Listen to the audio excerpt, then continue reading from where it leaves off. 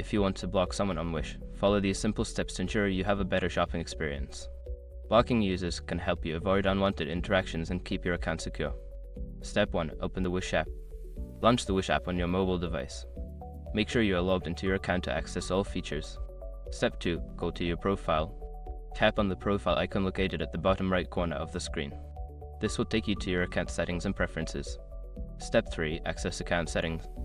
In your profile, look for the settings or account options.